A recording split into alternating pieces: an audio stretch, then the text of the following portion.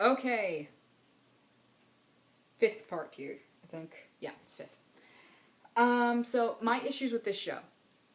My biggest issue is the pacing. And while I realize that it goes with the back and forth of what they're doing with the, you got the backstory episode, that fairy tale episode that connects with the Storybrooke episode.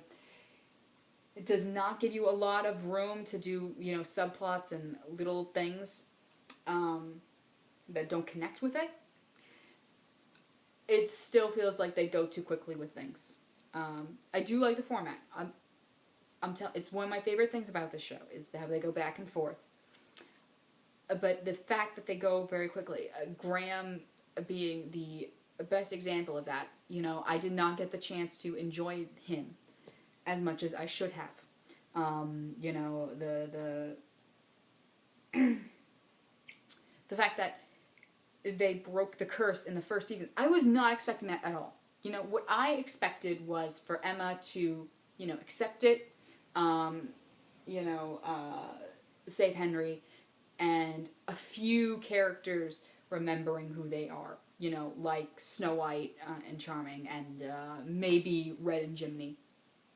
Because they are, major characters. I was not expecting for everyone remembers, and now you don't know what the fuck to expect for next season. Oh, we don't even know. I don't like that. I'm gonna say, for people who... I've been reading things that say, for people who are familiar with these guys from Lost, this is not, a big... this is not something new. I did not watch Lost, so this was something that was like, holy fuck, what the fuck was that? It was like... the finale was, another thing that went way too quickly. It was like, I did not get enough time to enjoy what was there. I wanted more. I felt like the whole Storybrooke fairy tale world, counterbalancing could have been, worked a little better. Done a little more. I really liked that. So I don't know what they're going to do next season. Since they all remember now.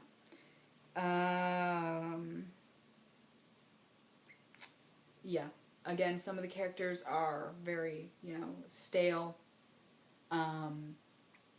And as I've said before, they do take a lot from Disney. It's starting to bother me less, but it's still, it bugs me every now and again. Just because, Disney is not the only thing. But again, it is owned by Disney, so it's understandable. Another thing that I don't like. Oh, God. I think I said most of my character things. The things I do not enjoy about characters. But I'll say this. There are a lot of plot holes, kind of questions left that I don't know if they're ever going to answer. Here's the big one. Here's the big one. The curse has them trapped in this small town in Maine that apparently no one can go to and they can't leave. And it's trapped at this one specific point in time. But they have things like comic books, electronic equipment, cars, computers, internet access, and television. How the fuck do they have any of those things if they're not... And food in general, okay? How do they have any of these things, but they are completely cut off from the rest of the world? How is this possible? How are all these houses here? Where do they get their clothes? It's all these things that are like, what the fuck? How did Mr. Gold even manage to get Henry if Henry was outside of Storybrooke?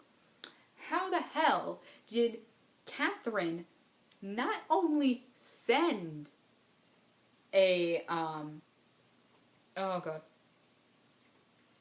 send an application to a law school in Boston, but manage to get accepted?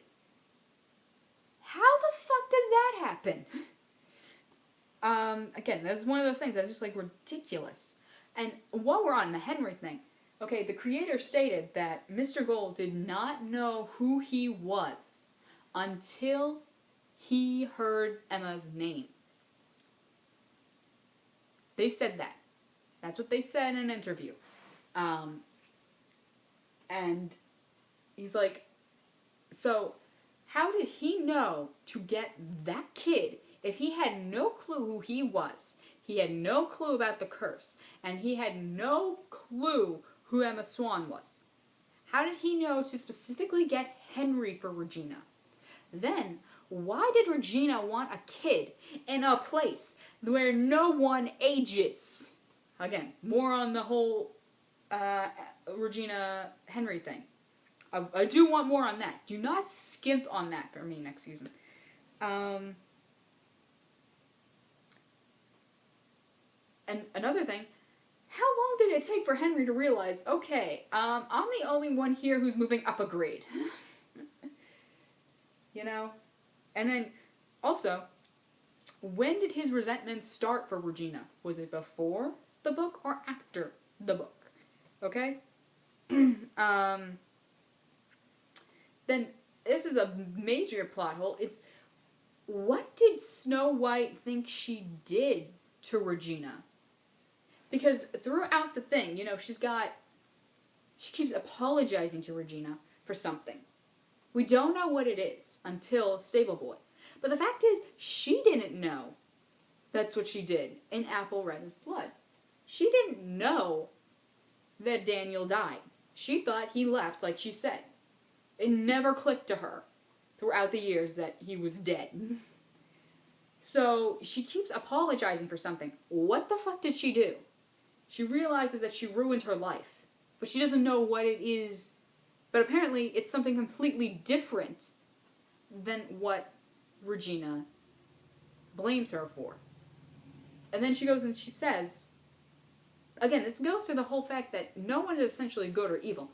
In the first episode, she says, this woman tried to poison me because I was prettier than her. Is this a lie she told everyone? So that she wouldn't have to say she was taking revenge on me for killing her true love? So, yeah, that's a big question. Another question. What happens if your true love dies? How do you exactly know that this person is your true love if you don't have a curse thing? And then, what if they do die? Are you just left without a true love for the rest of your life? Is that what happens? The whole thing on true love is just, insane notion. And then there's the dwarf thing. He says, when he first meets Snow White, that he stole a diamond for his fairy girlfriend. But then in the Dreamy episode, there was nothing like that.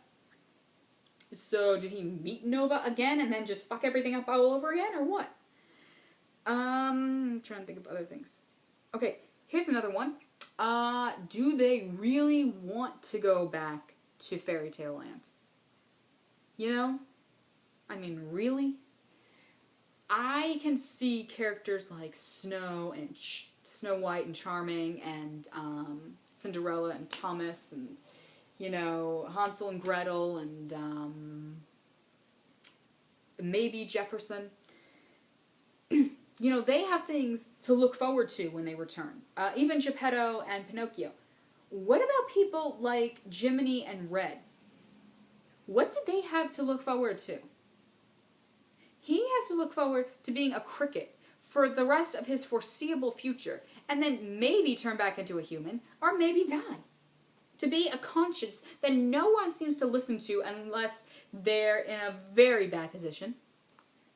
And then Red, oh my god, what does she have to look forward to? To turning into a wolf every full moon unless she puts on a red cloak until she hits menopause? And then giving that curse to her children? Yeah, that's a wonderful reason to go back to Fairy Tale Land. And these are only the characters we've seen. Okay, I don't even want to think about the other ones that we don't know about. You know, at least here they've got more of a chance to, you know, live beyond that. And, you know, what if some people actually like being in Storybrooke? Like, they like the world they live in right now. They like indoor plumbing. Just saying. What are some other odd things I've noticed about the show? I don't know. Yeah, these are just,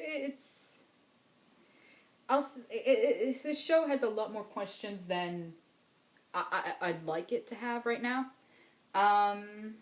You know, like, what is Rumple's plan for when he meets his son? Because he doesn't seem to have one. That was shown in, you know, the Return episode with Bellfire. With August. He does not seem to know what he's gonna do. I do want to know, I'm pretty sure Snow White is younger than Emma. How does that work? I will say that, again, I do like the scenes between them that show a very mother-daughter bond, but it's like, oh, your daughter's all grown up and she's older than you. That's not weird at all. Yeah. But yeah. So what does that entail for them? I still, you know, having seen Grimm's finale, which I will be doing a review for them, I still gotta say I enjoy Grimm more. Simply because it does take its time with what it has, and, you know, there are less plot-hole-y kind of questions. And I don't know if these are actual plot holes, or if they will be explained later, but for right now, they are plot holes. And they are things that do not make sense to me, to a lot of people. Yeah. So, this show has potential. It does have a lot of potential. It does have a good fan following, which helps with, you know, future seasons. But, you know, it also has the potential to just crap on itself. So, I'll be looking forward to season 2. Hopefully they do not fuck it up. So, that's my review. If you have, you know, questions and comments, feel free to write them below at any point in this thing, you know, maybe to the area where it, you know, happens, where your questions are more prominent. But, I tend to be very good at replying to comments, and I enjoy discussion, so go ahead. I will say that if you try to make me ship Charming and Snow, don't waste your breath. Really, just don't. They aren't my type of couple. I like bittersweet and weird couples, and, you know. I'll tell you what my ships are for the show. It's Rumple and Belle, Red Cricket, and then pretty much Emma August, Emma Hatter. I also kind of like Hatter Regina. But that's only because Jefferson has his ability to make sexual tension with everyone he talks to. Literally everyone. So, that's my review for Once Upon a Time, Season 1. I will be doing review for Grimm. Hopefully it does not take me as long to do. I'm kind of reviewing some of the episodes. And, I will do that. So, stay tuned for that. And thank you for going through this entire thing. Yeah, it was a little longer than I had anticipated.